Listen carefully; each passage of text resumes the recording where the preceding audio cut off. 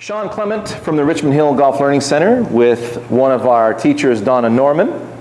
And one of the things that, Donna's taking care of a lot of the beginner ladies, but this particular segment is not just for the beginner, it's for the advanced player alike.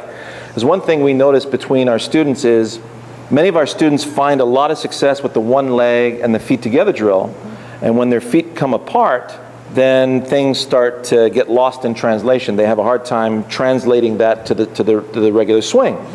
So what's really cool is go ahead and do a couple of feet together shots here, Donna. So you'll notice that when Donna's performing the task feet together, do a backswing and stop. So her knees are staying together. You notice how her hips, knees, and feet are all stacked on top of each other.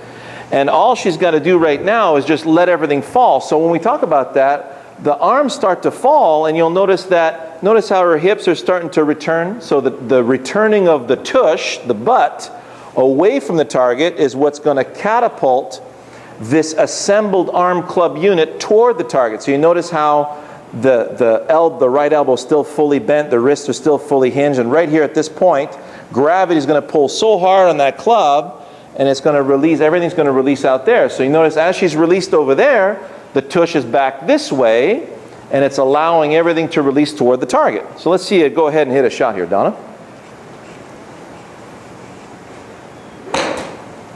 Awesome. So you notice how her center of gravity stayed beautifully on top of her feet. Now, if we were to do feet apart, and here's a nice drill that we're going to use to help you guys become aware of how your center is moving, the center of gravity is moving. Because when your feet are apart, you could easily slide and still feel in balance on top of your back leg. But in relation to the ball, you're completely out of position. So we need to get you aware of that. So go ahead and set up, Donna. So let's go feet apart. Let me see you do a backswing where you're sliding off the ball. So you notice how the upper part of her body, the center, is moved to the right side. Now, where does it feel like the center of gravity is right now? Just bring the feet together underneath that center of gravity.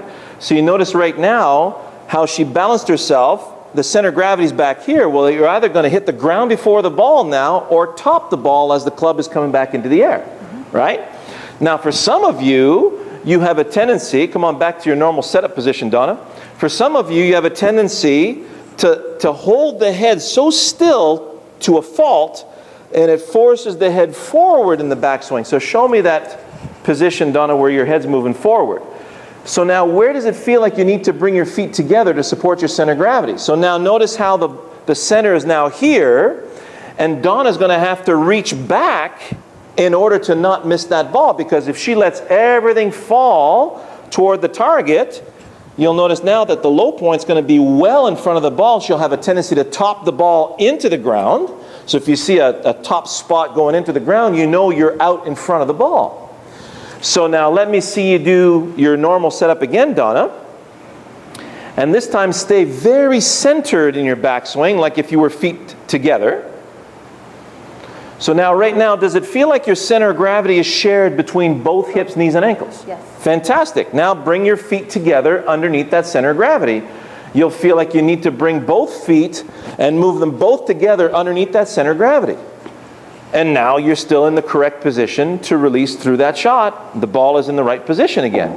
Isn't that cool the way we did that? It's the biggest thing I find with a lot of the ladies, Shawn. We get them to use this drill, beginners, intermediates alike, to get that feel of the momentum going to the target, the freedom in their arms to swing. And they'll do the feet together drill perfectly. Yeah. Contact's great. And then when we have them separate the feet, they can't understand what's happening. Right. And so being aware of how to find where that center shifted to will help you get back to your actual swing center.